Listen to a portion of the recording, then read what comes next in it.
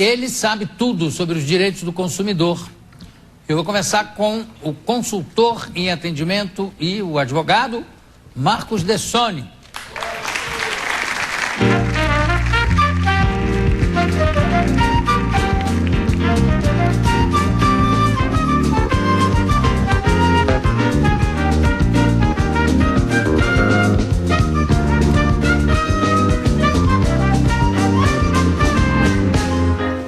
Aqui no Brasil, por exemplo, o consumidor pode se arrepender da compra? Isso é uma coisa... Devolver? Como é que é? Pode, mas isso é uma coisa que gera muita confusão, até é bom esclarecer, né? Estava até conversando com um colega aí fora, que me fez essa consulta já. Depois mandar conta, hein? Tá. E o negócio é o seguinte, quando você faz uma compra dentro de uma loja física, né, chamado estabelecimento comercial, você vê o produto, né, ou você vai e negocia o serviço, você está ali diante daquilo, você está examinando, a camisa é azul, é esse tom de azul. Então, nesses casos, você só tem um direito de arrependimento se a loja se comprometer com tal. Por quê?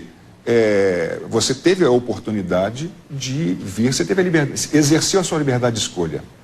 Então, o direito de arrependimento só existe em duas situações. Ou quando o comerciante dessa loja física, dentro de um shopping, etc., se compromete com isso, aquelas etiquetinhas que vêm às vezes pregadas na blusa, dizendo prazo de troca, 15 dias, isso é como se fosse uma cláusula contratual. Sim. É o compromisso dele, tem que honrar. Muito bem. Ou as compras feitas fora do estabelecimento comercial. Ou seja, pela internet, em domicílio, por telefone, uma passagem aérea que você compra, por exemplo, pela internet.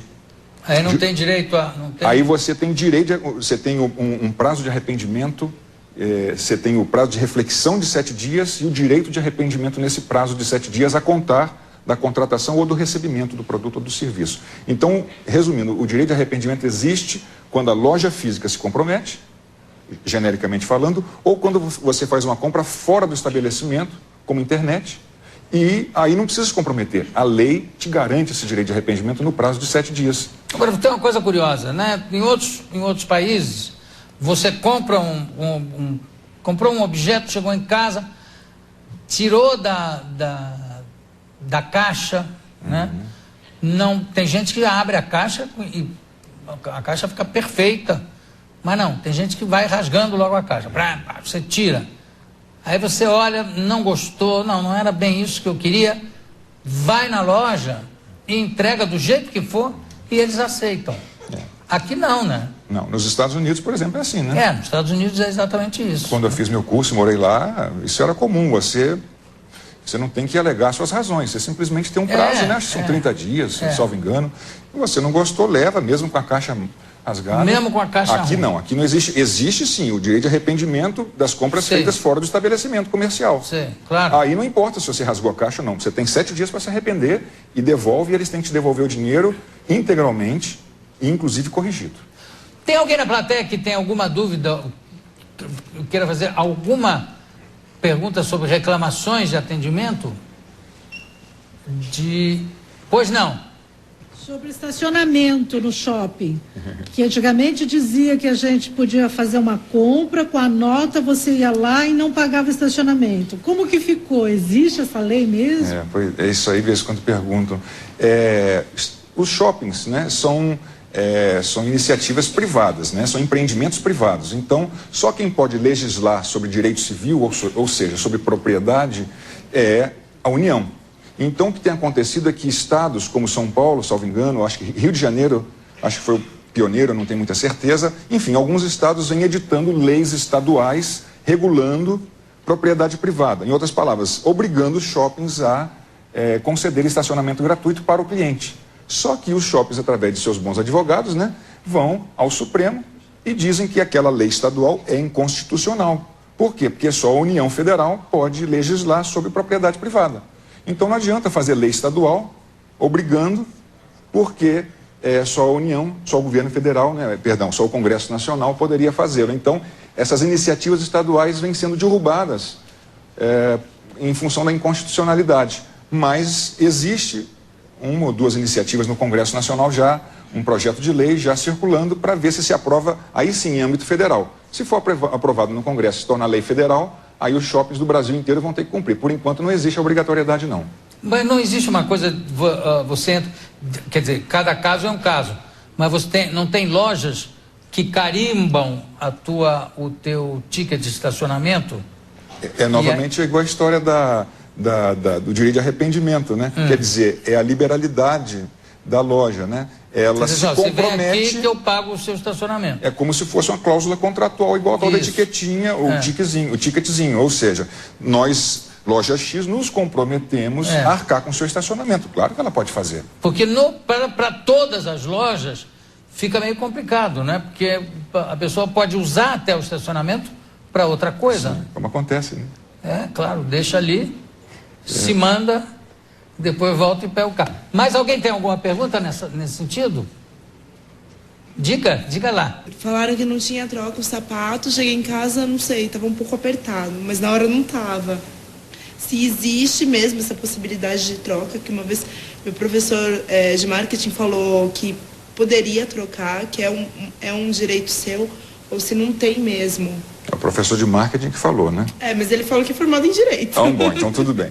A questão é a seguinte, é sempre pensando assim, em termos de bom atendimento, de boas práticas de marketing, é sempre louvável que se faça essas coisas, né? Que se troque, se devolve, né? Desde que o consumidor não abuse. Tem alguns consumidores que de fato abusam e beira a má fé isso aí. Mas pela lei, é a mesma coisa que uma compra de uma blusa ou de um sapato novo.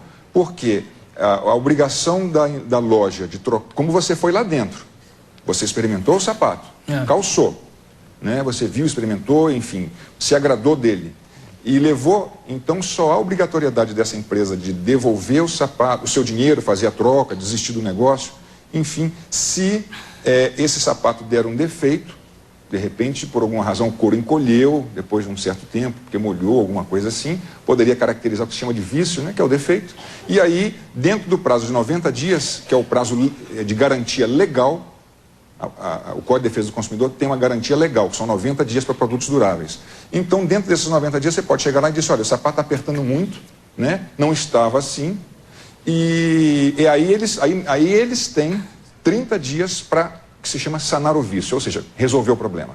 Então, nesses 30 dias que eles têm direito de ficar com o produto para resolver o problema, né, vamos ver se resolve. Se não resolverem ou resolverem inadequadamente, aí no 31º dia nasce para você o direito de exigir deles, aí sim, ou a troca por um equivalente, em perfeitas condições, ou a devolução, o desfazimento do negócio com a devolução do dinheiro pago, ou mesmo abatimento proporcional se for o caso.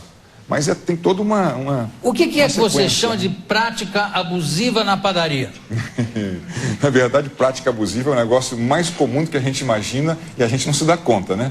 A gente não conhece o direito da gente, né? De uma forma em geral, como consumidor. Prática abusiva é o seguinte, primeiro falando genericamente. Prática abusiva é um comportamento desleal do fornecedor no mercado de consumo, né? Ou seja, é um tipo de comportamento, uma atividade empresarial, né, que acontece antes, durante ou depois de uma contratação, atividade empresarial que acontece e que ela está ou carente de boa fé, para não dizer contaminada de má fé, ou ela induz ao desequilíbrio da relação entre o fornecedor e o consumidor.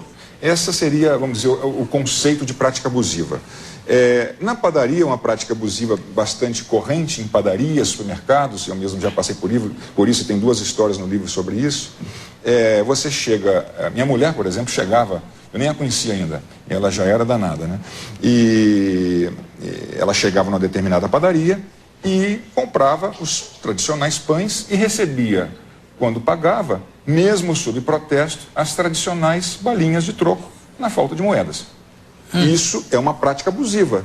Você tem que ter moeda para dar de troco, nem que seja 1 centavo, é troco, é seu, é dinheiro seu, né? Claro. Não tinha moeda, não sei se não tinha, diziam que não tinha, porque acontece, né?